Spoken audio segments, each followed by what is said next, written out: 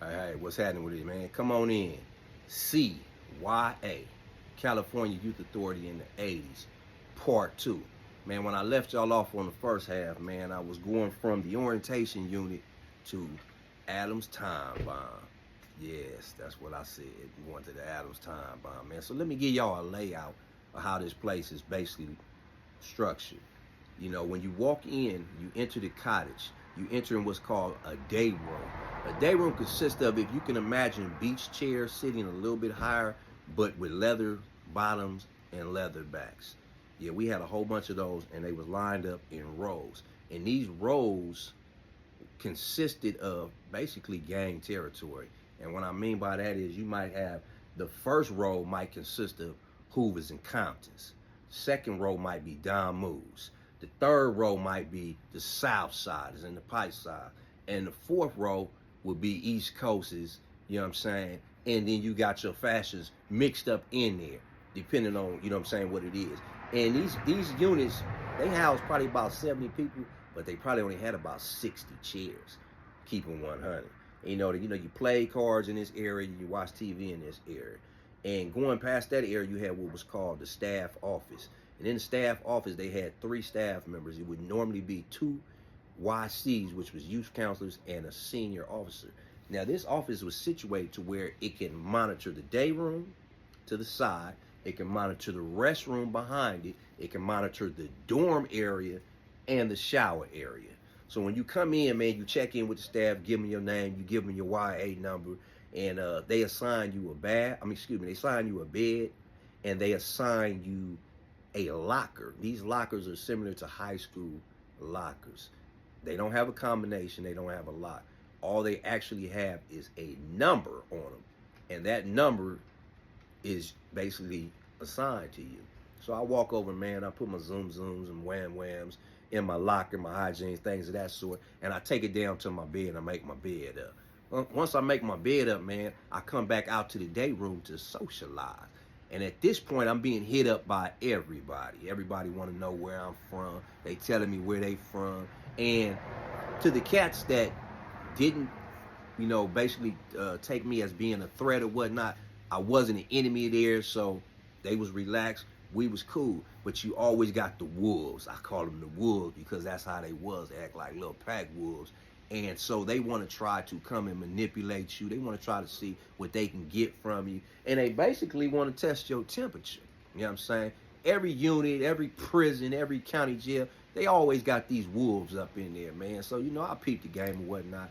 You know what I'm saying? I'm new to this environment, but I'm not new to the situation. You know what I'm saying? I done been, like I said, I done been all through the juvenile halls and all that type of stuff. And basically the same cats that I was in juvenile hall with is here in YA, you know what I'm saying? We just coming from different areas or whatever. And so I'm on a unit with no problems, man, for about 3-4 days. Then I am now end up going to education, which is school. I go to school, man, for the day. I come back from school, man. I go to my locker to get me a little snacks, and my locker was empty. My heart dropped just thinking about it when it ain't going back.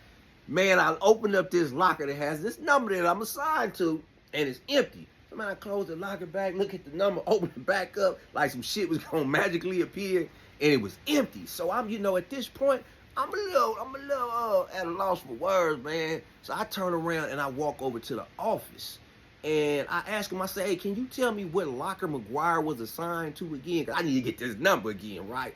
So they tell me the number, and the number they tell me coincides with this empty-ass locker. You know what I'm saying? So now I proceed to walk down towards my bunk, and all eyes is on me. You know what I'm saying? So when I get to my bunk, man, the cat that lived next to me, Lil Hog from Long Beach 20s, he ended up becoming the homie. George Baptiste, man. Lil Hog from Long Beach 20, that ended up becoming my dog. He tell me, hey, homie, this is what you got to do, man.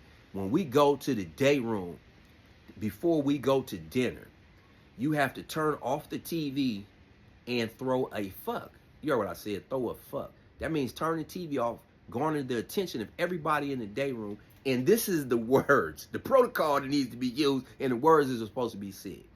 You supposed to say, fuck your hood, fuck your dead homeboys, fuck your mama, and everything you love. Whoever went in my goddamn locker and stole my shit.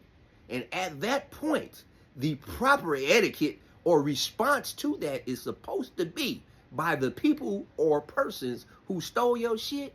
They supposed to yell out reject. Reject means back at you, fuck all your shit. And you either supposed to get down right there, or you get down at a designated time in a designated spot. So now let's go back to me. When I go to the day room, the TV didn't come on because we was running behind for chow. So we're literally just coming into the day room for a second, then we're going to take it out to chow. So I still got to go under the attention of everybody and still throw my fuck. But my fuck wasn't protocol fuck. My fuck was basically this. All right, check this out, man. Ain't nobody in this motherfucker got to test me. Don't play with my shit. Whoever want to get down with me, that's all we got to do is get down. Don't play no shit with my properties. So it was a cat up in there, man. His name was G Capone from 89 East Coast. And he had a raspy voice. So he jumps up and he like, cuz, I want to get down with you, cuz.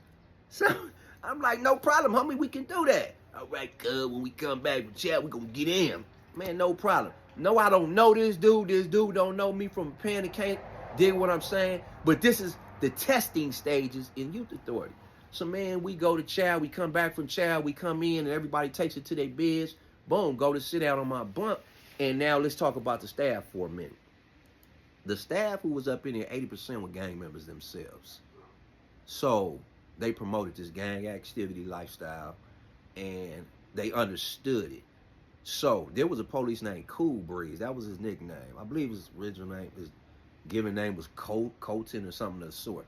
So he makes an announcement to the dorm where everybody is at. And this is the way he spoke. It's that time, fools. That Breeze Gym is now open. And if you didn't understand what he was saying he's saying it's time for anybody that got some problems to take it to the laundry room and handle your business. He's sanctioning these fights or whatever.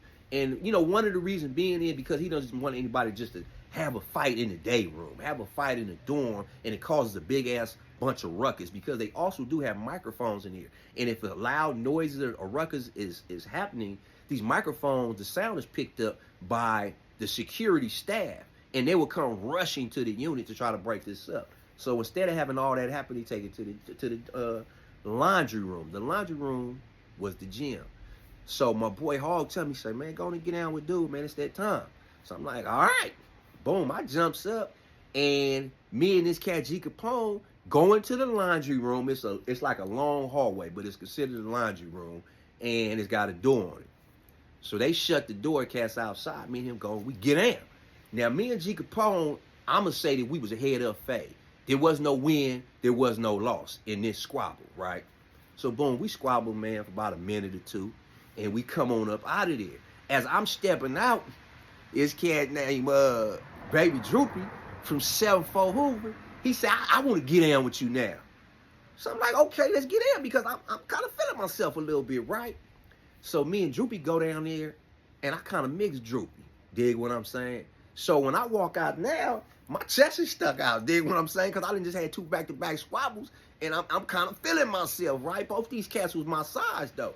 But when I walk out, like I said in the first part, hey, man, you got cats in here 12 years old. You got cats in here 24 years old. Me, myself, I believe I was 15 at the time. I weighed about $115. I had some little 12-inch arms. I was a little cat. But standing outside of the laundry room, there was Duck from First Street East Coast.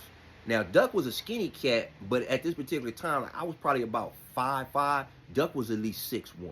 So Duck is standing here. You got Krim from SOS East Coast, which is the Sons of Samoa. So you got this big-ass Samoan. Krim is holding like a 20-inch arm. He's standing right here also because he was one of the laundry workers, so he's also standing here. Then you got, I'm telling you, everybody was in the surrounding area. You got Fast from VNG. He was a chunky cat, kind of tall. You had Kick from 76 East Coast. He was on swole. He holding a good 18-inch arm, all muscle. You got Baby Sims from 74 Hoover. Also tall cat, and he's stalky. All these dudes outweigh me. They all is not in my weight class. So although I'm like feeling myself and like who's next, in my mind, I'm keeping 100 in my mind. I'm thinking to myself, I hope don't none of these big dudes say that they want that fade. It wasn't considered a fade back then, but they don't want that because I'm already know they out my weight class. I'm gonna lose. It ain't gonna be the right, situation for myself, right? So everybody looking, and up jumps Baby Sims from 7'4". And Baby Sims, he was one of their hitters. You know what I'm saying? He'd already been incarcerated at this point for about 5 years. You know what I'm saying? And Baby Sims, probably about 5'10". He probably weighed about 180. Stocky, dark-skinned cat. He comes walking up towards me, and I'm like, damn, man, here we go. So he gets on the side of me, he turns around, and he puts his arm like almost around me. And he says, cuz, this end is down, y'all getting back his shit. That's the announcement he made.